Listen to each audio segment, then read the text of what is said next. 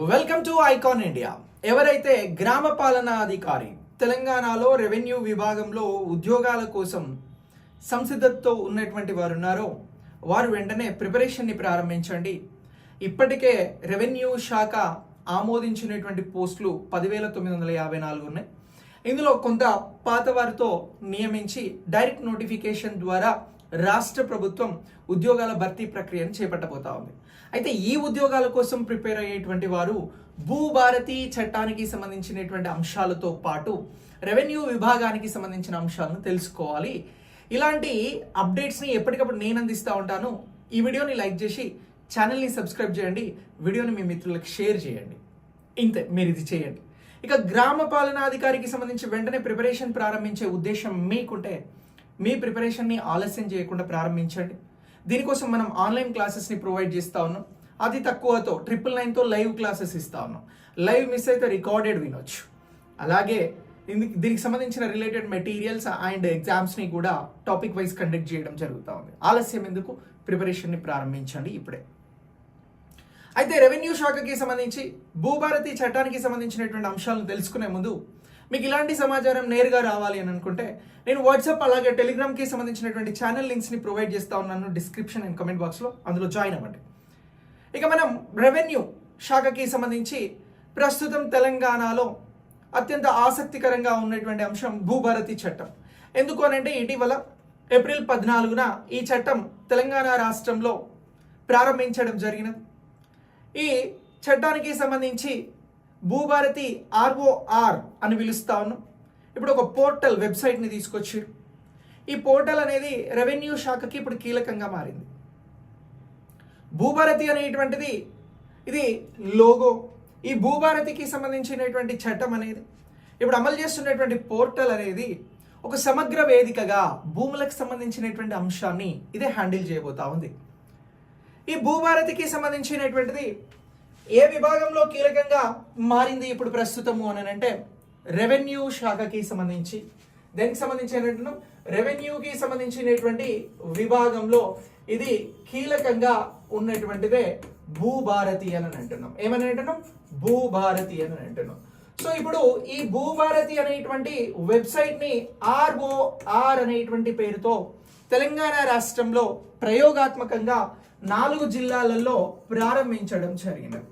So ROR అంటే ఏంటి sir అని అంటే records of rights in land అని అంటున్నాం. సో ఈ ROR అనేటువంటిది ఇప్పుడు తెలంగాణకి సంబంధించి భూముల అంశాలను సమగ్రంగా పరిశీలించి ఏవైతే భూములకి సంబంధించి వివాదాస్పదంగా ఉండి అలాగే భూ సమస్యలు తీరనటువంటి అంశాలు ఉన్నాయో వాటిని తీర్చేందుకోసమే భూభారతి చట్టాన్ని తీసుకొస్తున్నాము అని చెప్పేసి గతంలో ప్రభుత్వం చెప్పింది. దాని ప్రకారం ఈ బిల్ని డిసెంబర్ 2024లో చేయడం జరిగింది. దీనికి జనవరిలో గెజిట్ రావడం జరిగింది.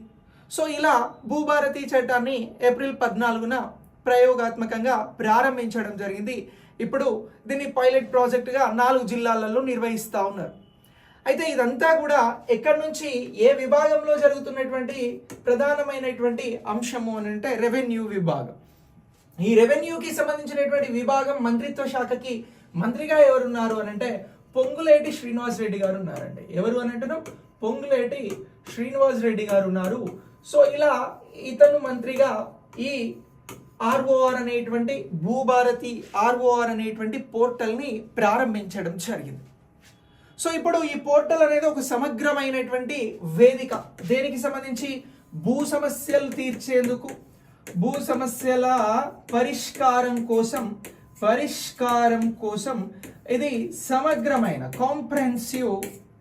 సమగ్రమైన వేదిక అని అంటున్నాం. కాంప్రెహెన్సివ్ ప్లాట్ఫామ్ అని పోర్టల్ అని మనం మాట్లాడడం జరుగుతూ ఉంది.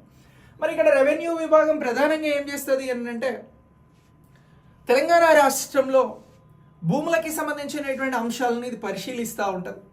భూములకి సంబంధించినటువంటి ప్రజలకి ఉన్నటువంటి సమస్యలను తీర్చడం, ఈ అంశాలను కీలకంగా ముందుకు తీసుకెళ్లేటువంటిది ఈ రెవెన్యూ విభాగం.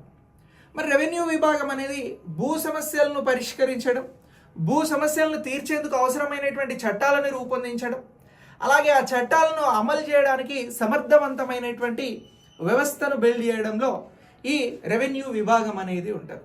మరి సంస్థాగతంగా రెవెన్యూ విభాగం ఈ ప్రజలకి భూములకి సంబంధించినటువంటి సేవలని అందించేందుకు ఎలాంటి స్ట్రక్చర్, ఎలాంటి నిర్మాణాన్ని ఇక్కడ ఎగ్జిక్యూట్ చేయడం జరుగుతూ ఉంది అనేటువంటి అంశాన్ని కూడా ఎగ్జామినేషన్ పాయింట్ ఆఫ్ వ్యూలో మనల్ని అడుగుతారు. ఇప్పుడు భూభారతి చట్టం అమలు అవుతా ఉంది. ఆర్ఓఆర్ అనేటువంటి పోర్టల్ ద్వారా సేవలు ప్రయోగాత్మకంగా అందించబడతా ఉన్నాయి. ఇప్పుడు వచ్చేటువంటి సమస్యలను తీసుకుని వాటిని అన్నింటిని తీర్చేందుకోసం ఎదురవుతున్నటువంటి సవాళ్ళను ఎలా అధిగమించాలి అనేటువంటి అంశాలను పరిశీలించడం జరుగుతూ ఉంది. ఇప్పుడు భూభారతి చట్టం అనేది, ఆర్ఓఆర్ పోర్టల్ అనేది రాష్ట్ర వ్యాప్తంగా త్వరలో విస్తరించబోతా ఉన్నారు.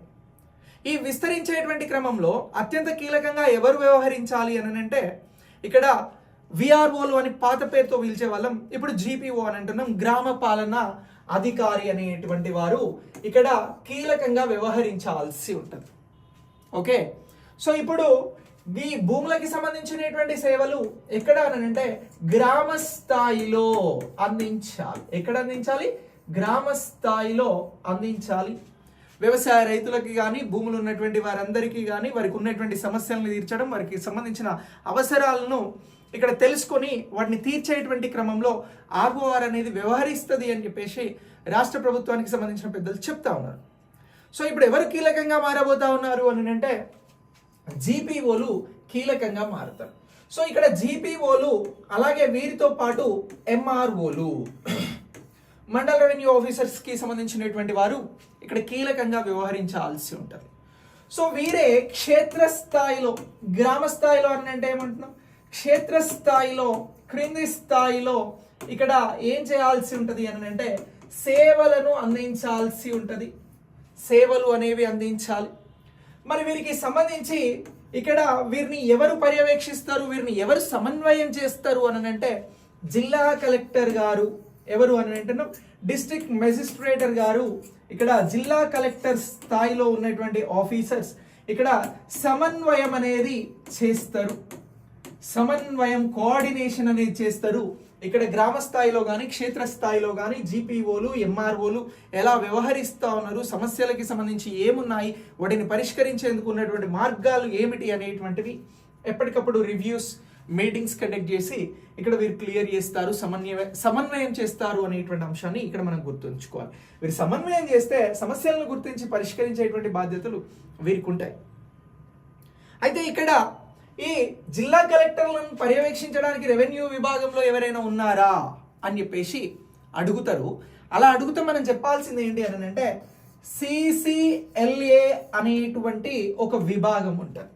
ఈ విభాగాన్ని chief commissioner of land administration అని అంటాడు. ఓకే, ఇగో ఈ విభాగం ఉంటుంది. ఈ విభాగం ఏం చేస్తుంది అని అంటే రాష్ట్ర వ్యాప్తంగా రెవెన్యూ విభాగంలో ఇది కీలకంగా వ్యవహరించేటువంటిదే CCLA, chief commissioner of land administration అని అంటున్నాం.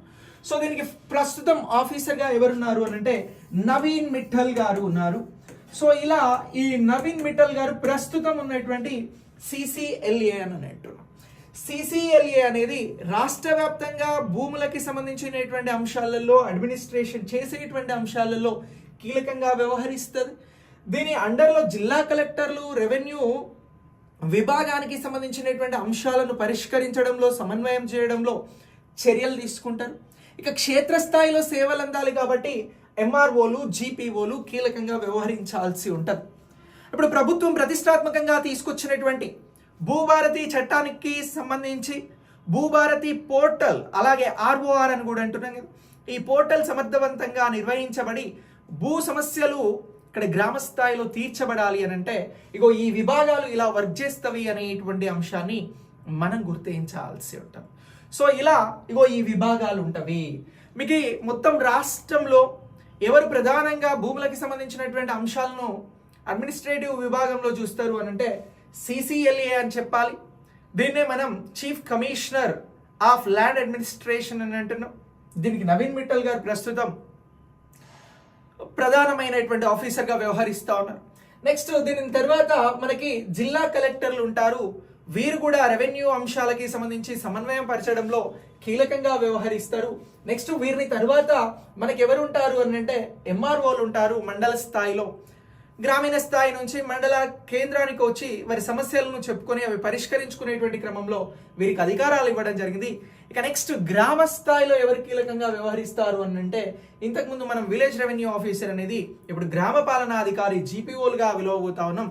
సో వీరు వ్యవహరిస్తారు. ఇప్పుడు వీరికి సంబంధించి ఉద్యోగ నియామకాలు ప్రభుత్వం నుంచి చేపట్టబోతా ఉన్నారు. ఇక్కడ డైరెక్ట్ నోటిఫికేషన్ కి సంబంధించినటువంటి దానికి సిద్ధంగా ఉండాలి. మీ ప్రిపరేషన్ అనేది ఆగకూడదు. ప్రిపరేషన్ ని వెంటనే ప్రారంభించండి.